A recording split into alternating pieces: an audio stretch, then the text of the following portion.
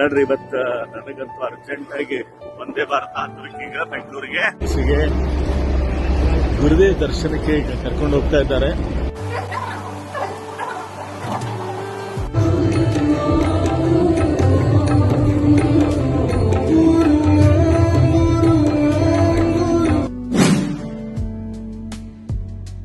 Good morning and Bharat. ನಡ್ರಿ ಇವತ್ತ ನನಗಂತೂ ಅರ್ಜೆಂಟ್ ಆಗಿ ಒಂದೇ ಭಾರತ ಹಾಕ್ಬೇಕೀಗ ಬೆಂಗಳೂರಿಗೆ.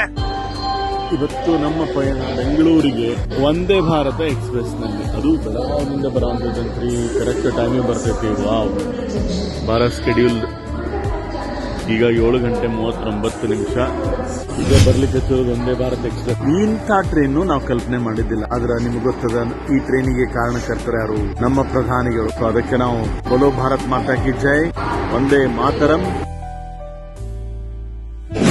ಮೆಟ್ರೋ ಸ್ಟೇಷನ್ ಮುಟ್ಟೋಕೆ ನಮ್ಮ ಮೆಟ್ರೋ ಖಾಲಿ ಮಧ್ಯಾಹ್ನ ಇಷ್ಟೊತ್ತಿಗೆ ಖಾಲಿ ರೀ. ರಾತ್ರಿ ವೀಕೆಂಡ್ಸ್ ಫುಲ್ ಜಾತ್ರೆ. ಇವತ್ತು ನಾವು ಇದ್ದದ್ದು ಶ್ರೀ ರವಿಶಂಕರ್ ಆಶ್ರಮ್ ಬ್ಯಾಂಗ್ಳೂರು. ಸಾಯಂಕಾಲ ಇಲ್ಲಿ ಸತ್ಸಂಗ ನಡೀತದ್ರಿ. ಇದು ಪೂರ್ತಿ ತುಂಬಿರ್ತದ, ಜಗಮಗಾಯಿಸ್ತದ ಲೈಟ್ನಿಂದ.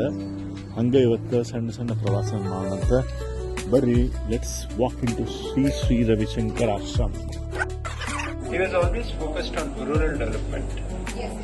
And the reason is simply that India cannot develop without rural development. Mobile training center at the Sri Ravi Shankar Ashram.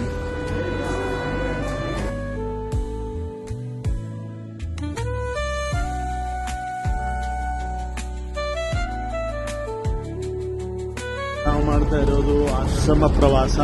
ಈ ಒಂದು ವೆಹಿಕಲ್ ಒಳಗಡೆ ನಮ್ಗೆ ಅರೇಂಜ್ ಮಾಡಿದ್ದಾರೆ ಎಲ್ಲ ಡೆಲಿಗೇಟ್ಸ್ಗೆ.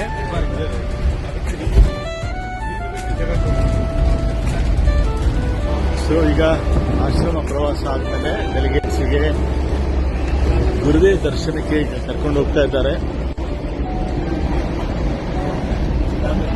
ಇದು ವಿಶಾಲಾಕ್ಷಿ ಮಂದಿರ, ಇಲ್ಲಿ ಗುರುದೇವ್ ದರ್ಶನ.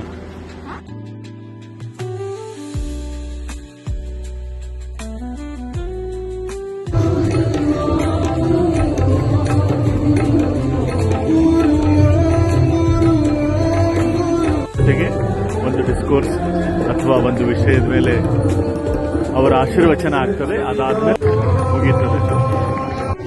ಇಡೀ ದಿವಸ Bengaluru Shri Ravishankar G art of living ಸೆ ಆಶ್ರಮದೊಳಗ ಒಂದು ಹೊಸ ಎಕ್ಸ್ಪೀರಿಯನ್ಸ್ ಅನ್ನು ಮುಗಿಸ್ಕೊಂಡೀಗ ಮರಳಿಗೂಡಿಗೆ